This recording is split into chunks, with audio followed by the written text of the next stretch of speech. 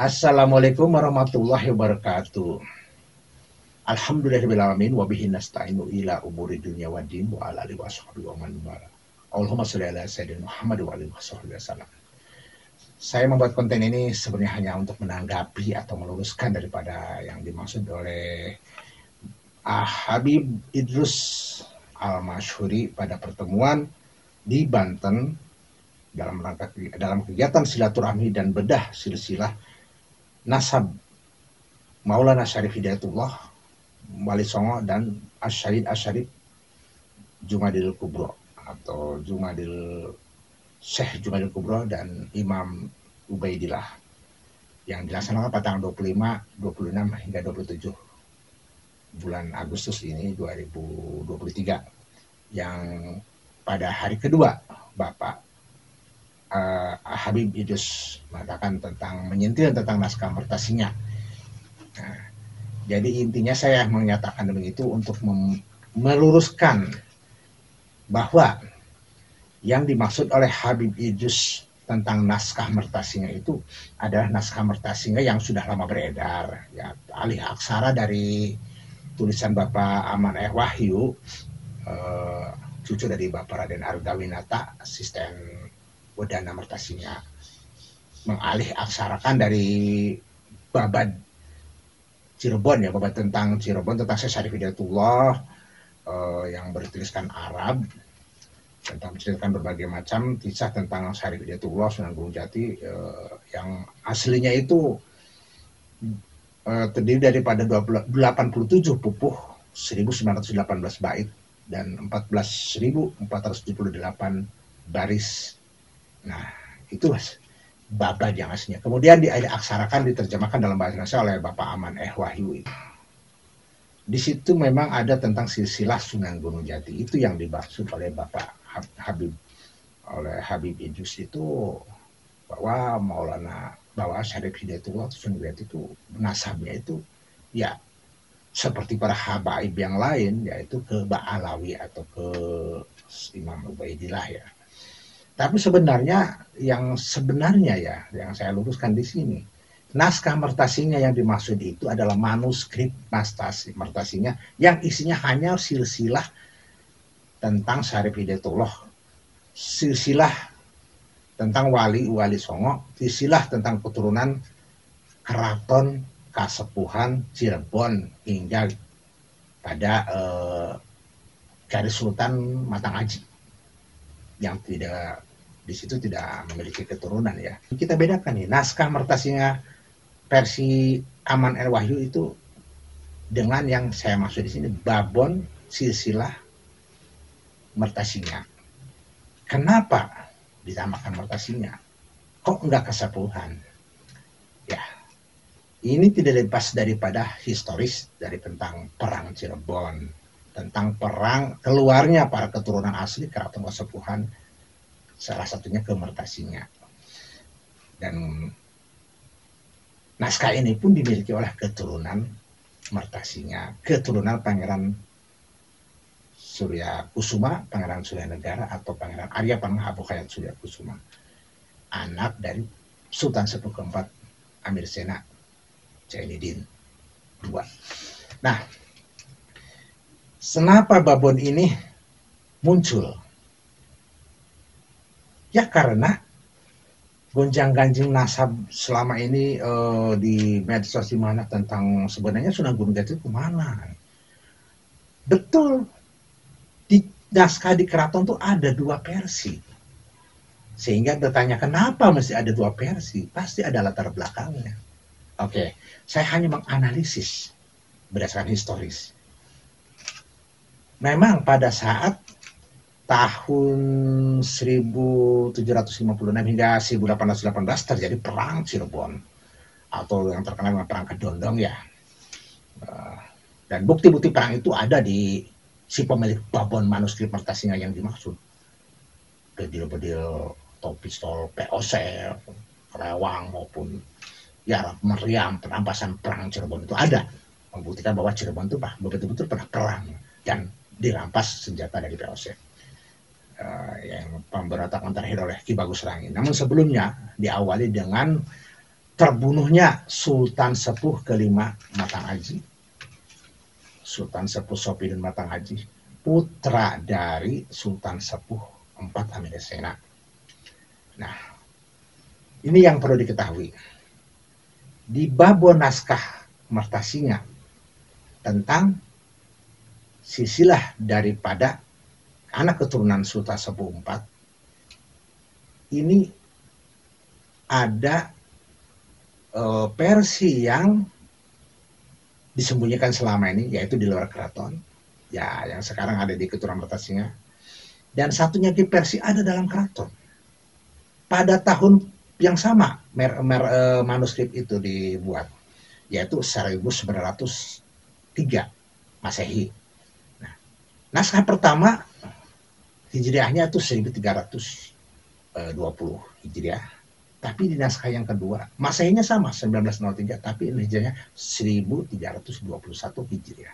Menunjukkan bahwa naskah itu dibuat ada beberapa bulan, jadi beberapa bulan. Jadi dalam satu tahun Masehi yang sama ada 2 tahun Hijriah. Oke.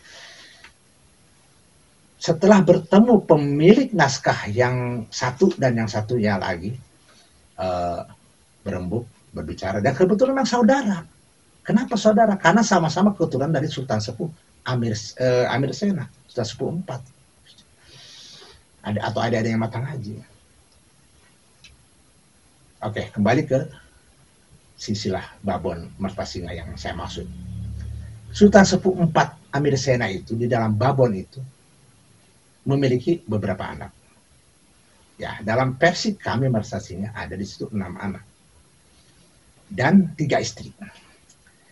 Istri pertama dari Sultan Sepuh IV Amirsena adalah Ratu Siti Dalam Hapsari, cicit dari Pangeran Wangsakerta atau putri dari Pangeran Raja II. Menurunkan 1 orang putra, yaitu Pangeran Suryanegara atau Pangeran Suryakusuma. Nama lengkapnya Pangeran Arya Penang Abuhaya Suryakusuma. Tapi itu anak ketiga. Padahal dari istri pertama atau permaisuri. Nah, ceritanya setelah menikah, permaisuri ini nggak hamil-hamil. Wah, nggak hamil-hamil. Kemudian Ki Muda atau syarat kepercayaannya yang orang Talaga itu menganjurkan, mengusulkan kepada Gusti Sultan menikah dengan adik kami di Talaga. Maka menikahlah dengan orang Talaga itu, dalam versi naskah lancang namanya Nyimas Moblong.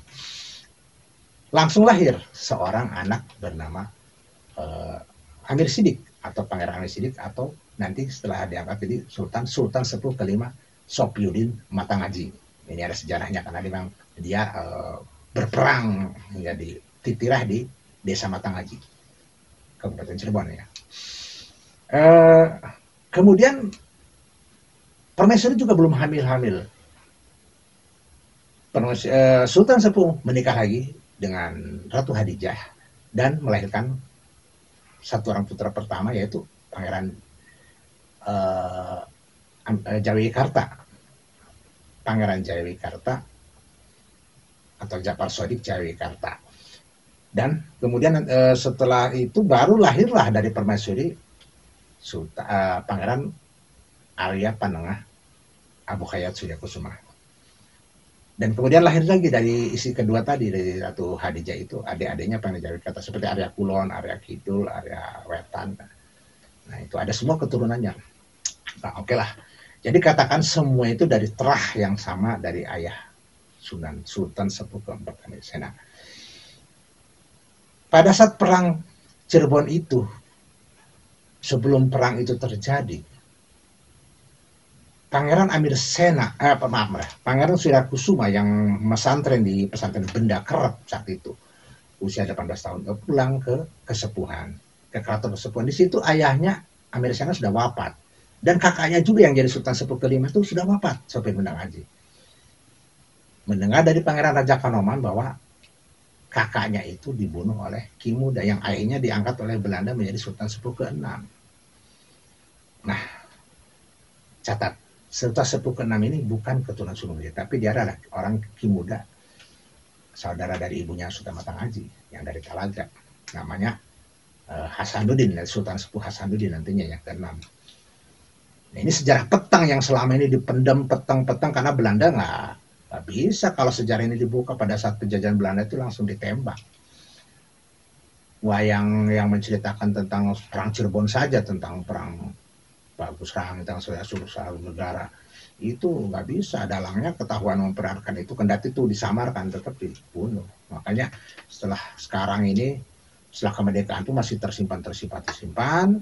Dan karena ada gonjang-ganjing, dibukalah naskah Mertasinga yang tersimpan itu, yang 1903, tulisan Pangeran Madinah. Pangeran Madinah itu adalah dari keturunan yang dari anak Pangeran Kusuma, dari anak keduanya, yaitu Pangeran Samdani Natakusuma. Nah, ada manuskrip yang berbeda dengan manuskrip yang di keraton. Pangeran Arya Penangah Bukasukunya punya istri namanya Ratu Kinasih Sitoresmi. Memiliki anak sebanyak 3 anak laki-laki. Yang pertama ada Pangeran Lubang Sudakusuma, yang kedua anak Pangeran Samdani Natakusuma, dan ketiga adalah Pangeran Surya Angkara Wisesa. Pangeran Lubang Sudakusuma menurunkan keturunannya yang sekarang ada di Mertasinga, pemegang naskah Mertasinga yang sebanyak 500 naskah yang dibawa dari Keraton Kasepuhan oleh Pangeran Sudakusuma, Pangeran Sudanegara ya. Pangeran Sudakusuma nama perang itu Pangeran Sudanegara. Sudanegara 2, Sudanegara 1 itu Pangeran Raja Kanoman.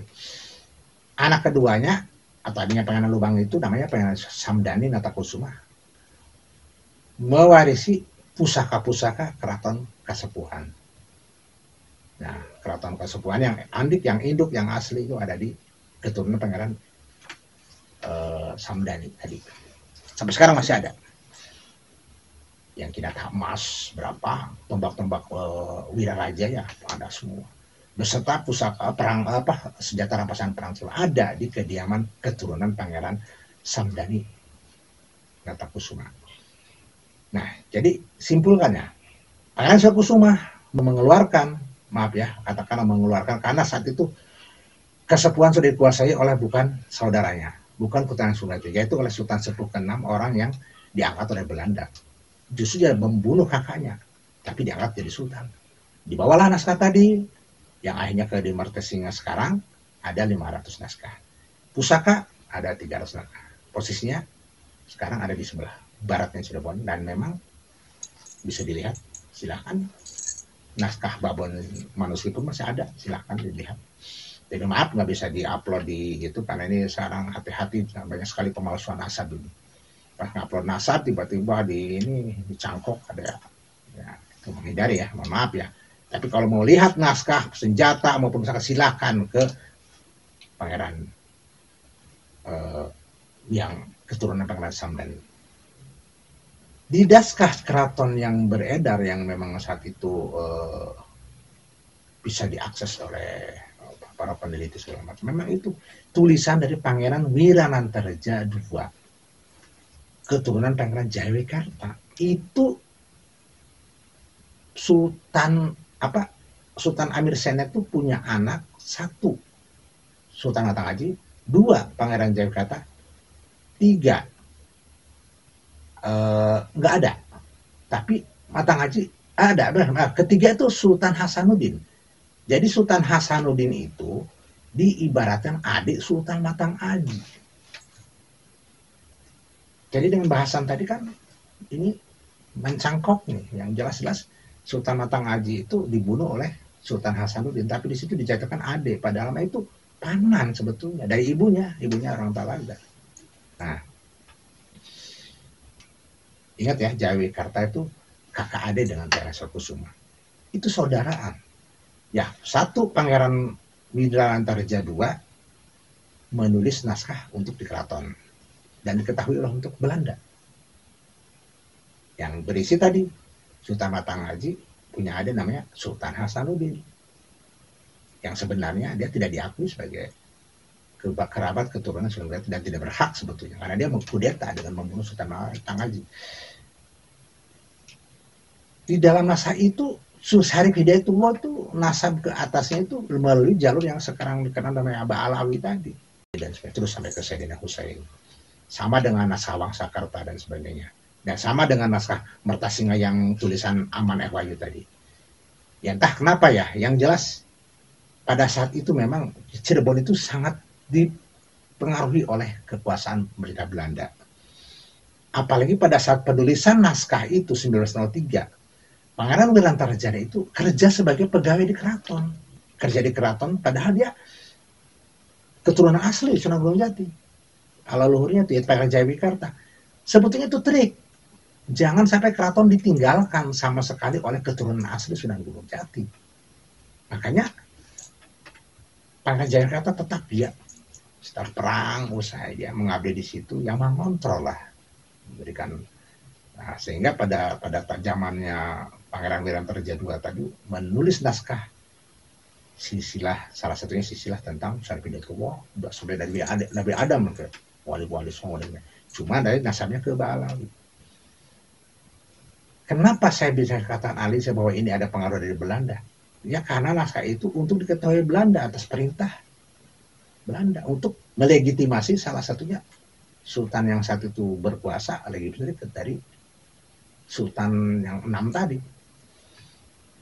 Cirinya di situ tidak ada nama Pangeran Suryakusuma atau Pangeran Suryanegara, yang notabene adalah orang yang berjasa dalam perang Cirebon, memberontak kepada Belanda. Makanya Belanda menghilangkan nama Suryakusuma itu. Terbukti saat ini di naskah silsilah Keraton Kesepuhan di Pangeran Haryanto Wijaya Kusuma, Pangeran Suryakusuma itu dicantolkannya ke anak Sultan Sepuh ke-1, jauh sekali, dan tidak punya anak, sehingga itu menghilangkan pada keturunan itu bahwa Suryakusuma itu nggak punya anak. Kalau Suryakusuma punya, saya ini dari mana? Lahir dari batu kali ya. Nah, ini semua terjadi masalah demikian. Itu 1903, 1320 Masehi, Hijriah, Pangeran Wirantarjana II menyuruh seorang juru tulis orang dari Japura naskah. Itu bisa dilihat sekarang. Sekarang ada di keturunan Pangeran Jayawikarta. Saudara saya juga. Nah, bukan berarti Wirantarjana itu tidak tahu naskah yang sesungguhnya seharusnya bagaimana. Dia tahu karena satu penulis yang manuskrip Mertasinga itu Pangeran Madinah Sudanata Kusuma itu bersaudara satu terap, tapi dia karena trik politik tadi ya, bagi ibaratnya jalan-jalan udah sampean Kak bikin keraton, udah nama lalu saya lalu nggak usah dimasukin supaya Belanda tidak ini, karena kalau dimasukin bisa jadi keraton bermasalah. Untuk diketahui, Pangeran Suryanegara itu anak raja, anak sultan, tapi makamnya yang seharusnya di Gunung Sembung, di pemakaman tempat komplek pemakaman Sunan Gunung Jati, itu disuruh dibongkar oleh Belanda, dipindahkan di Wanacala. Sampai sekarang, silakan berziarah ke sana. Itu perintah Belanda, saking bencinya Belanda dengan pangeran itu. Dan keraton tidak berkutik saat itu, maaf. Senokor-Grons sangat berpengaruh sekali pada sultan-sultan yang ada saat itu. Maaf, ini fakta, ini sejarah. Nah, logis kan? Sehingga saudaranya Pangeran Wirantarjana tadi, yaitu Pangeran Madinah, keturunan Pangeran Samdani Natakusuma, menulis naskah yang sesungguhnya, yang berbeda dengan naskah yang di keraton, yaitu tidak ada Sultan Hasanuddin cantum, karena memang bukan keturunan Sunan Gunung dan bukan anak Sultan Walisena. Dia pembunuh Sultan Mahkota Majid dan memang dia keturunan Talaga. Nah, Bobon itu, manuskrip itu sekarang masih ada, kendati sudah kuning, udah banyak yang robek, udah hanya di scan oleh pewarisnya, di digitalisasi dan bisa dilihat. Nah di situ Pangeran Suryakusuma berpendudukan tadi, yang saya maksud ada anak Pangeran Lubang, Pangeran Samdin, Pangeran Arit Surya. Kalau tidak ada babon itu, ya tidak ada silsilah ke pewaris Mertasinga sampai saat ini yang sudah sekian banyak ya. Ada warisan sampai ke Kuningan, ke yang hidupnya di Mertasina ya. Nah, di situ Sunan Gunung Jati Syarif Hidayatullah nasabnya bukan ke Alaba-Alawi tadi, bukan ke Ajmakan, tapi ke Musa Al-Kazim ya. Musa Al-Kazim di atasnya Ja'far Shadiq, Musa Al-Kazim jadi yang satu versi kan ke Ali Ar-Ruraini kalau nggak salah itu ya. Ini Musa Al-Kazim itu sebenarnya itu nggak begitu, saya lupa ya. Yang jelas Musa Al-Kazim jelas. Dan bukan Mbak Alawi tidak mengalami namanya tadi Hadramaut. Tapi memang naskah itu pendek, tidak sepanjang mungkin naskah-naskah yang versi Mbak Alawi. Karena semua di naskah Cirebon itu rata pendek. Bahkan di Kaprabonan juga ada naskah di Kaprabonan itu ada pecahan dari Kanoman ya. Nah, kalau yang di Babon Sisilah manuskrip Mertasinya itu tertulis nyata Sayyidina Musa Al-Kazim Fufutra, artinya berputra ya. Nah, jadi kesimpulannya di keraton ya ada dua naskah manuskrip pada tahun yang sama, penulisnya juga masih bersaudara, saling mengetahui. Tapi yang satu versi Sunan Gunung Jati versi ke Balawi, yang satu versi ke Musa Al-Kazim. Tidak ada persoalan. Karena pada beberapa abad berikutnya, belum lama ini, pada kakek dari pemegang manuskrip yang versi keraton ya, yang ke Balawi, itu kakeknya sendiri yang menulis dua versi juga. Pangeran Idah Jayakelana atau orang bidang terkenal Mama Idut ya, itu menulis dua naskah, ada sekarang juga. Naskah pertama seperti itu, tidak ada Surya Kusuma tapi ada Sultan Hasanuddin yang bukan keturunan Sunan Jati. Tapi versi satunya tidak ada Sultan Hasanuddin tapi ada Pangeran Surya Kusuma. Di versi keraton nggak ada Pangeran Surya Kusuma. Seandainya tidak ada Belanda punya mempengaruhi pada keraton Kasepuhan, mungkin tidak ada terjadi dua manusia tadi. Jadi itu hanya trik. Seandainya tidak mengikuti maunya Belanda, naskah atau sisilah yang mau mereka itu kan ke Wali Songo itu ke jalur Balawi. Saya dengar-dengar tuh ada dulu manusia ditemukan bahwa memang Belanda tuh menghendaki semua Wali Songo itu ke jalur Balawi. Tah alasannya tadi. Yang jelas datangnya politik ya. Biar samalah dengan para habaib lain. Nah, tetapi diam-diam saudaranya Pangeran Wirantarja di Pakar Madinah tadi menulis, orang yang sama menulisnya, bentuk hurufnya sama, model kiasannya sama, tapi versinya berbeda. Di dalamnya Sunan Gunung Jati ke Musa Al-Kazim, dan di situ tidak dicantumkan si pembunuh Matang Aji tadi, yaitu Sultan Hasanuddin yang notabene bukan keturunan Sunan Gunung Jati. Ini ciri yang paling khas. Nah, kalau bukan karena politik tentu nggak mungkin. Wirantarja tahu Kasada itu siapa. Dia itu orang Talaga dan pembunuh Matang Aji, pengkhianat sebetulnya. Ya kebetulan dia juga bertahta tidak lama, karena dia juga stres. Masyarakat Cirebon berontak, wah kecewa dengan sultan yang ada, kok tidak tahu mengaji, tidak bisa. Dulu itu keraton itu sebagai penentu, misalnya satu sawah, seperti itu udah keraton, itu sumber siar, tempat siar Islam. Sejak Sultan Hasanuddin yang membunuh Matang Aji tadi berkuasa atas diangkat oleh Belanda, sepertinya keraton itu sudah kehilangan marwahnya sebagai pusat daripada pusat dakwah maupun informasi agama ya. Nah, keraton tuh ya orang naik sepatu, pakai sepatu, orang Belanda masuk ke keratonnya itu. Makanya terjadilah perang Cirebon itu ya, kecewaan dari Pangeran Suranegara atas keadaan keraton. Nah, saya kira itu saja yang pokok, yang paling penting. Kenapa ada dua manuskrip yang sama tahunnya, dua pengarangnya atau penulisnya yaitu Wirantarja II dan sepupunya atau saudaranya dari Pangeran Madinah yang sama-sama terah Sultan Sepuh IV Amerikana atau sama-sama keturunan adik Sultan Matang Aji membuat dua manuskrip. Karena satunya kerja di keraton, yang satunya di luar. Ya yang di luar itu disembunyikan, makanya hanya muncul-muncul sekarang. Kalau dulu ketahuan oleh Belanda ada manuskrip lain, bisa jadi dibunuh. Mudah-mudahan hal ini menjadikan pencerahan bagi yang ingin mengetahui tentang sejarah petang dan latar belakang kenapa ada dua manuskrip. Jadi analisis kami mudah-mudahan bermanfaat lah bagi kita sekalian, karena sejarah pertengahan udah terbuka ya, Belanda sudah nggak ada lagi menjajah. Kebenaran, mudah-mudahan Allah memberikan petunjuk mana yang benar itu benar, mana yang salah itu salah. Tapi untuk diketahuilah, bukan berarti dua naon itu saling bertentangan atau saling bermusuhan, enggak. Itu hanya trik saja para pangeran asli keturunan kesepuhan itu membuat itu supaya aman lah, supaya aman. Nah, terbukti keraton Kasepuhan utuh. Coba kayak Banten, memberontak pada Belanda aja dibom. Jadi kooperatif memang. Sultan-sultan sepeninggal Sultan Amir Sena setelah peninggal Sultan Matang Aji yang jelas memberontak.